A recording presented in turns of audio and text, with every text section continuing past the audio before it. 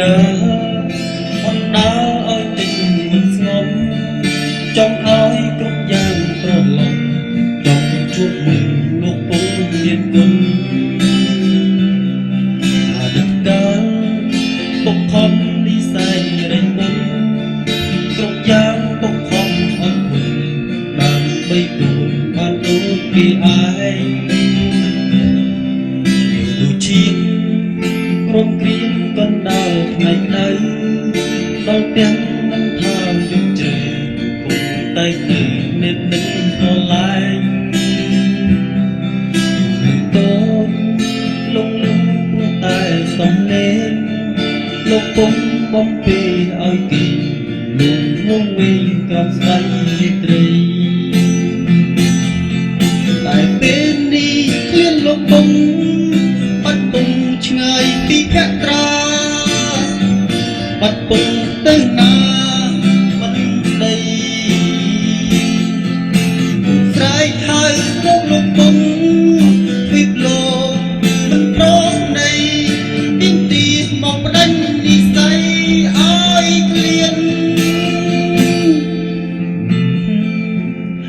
អាណាណាណាណាអាណាណាណា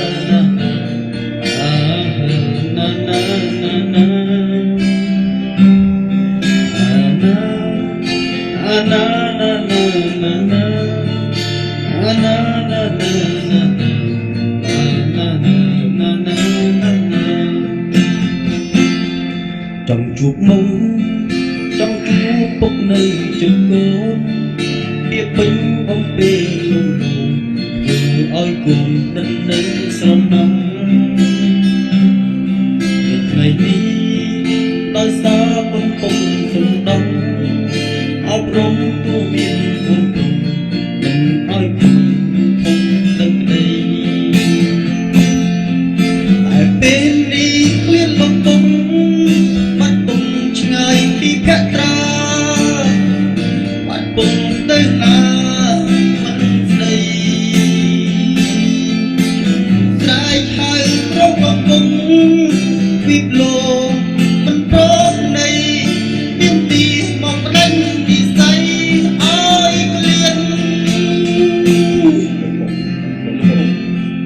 បើសិនជាពុកមិនឃើញគូបានល្អពុកនឹងសប្បាយចិត្ត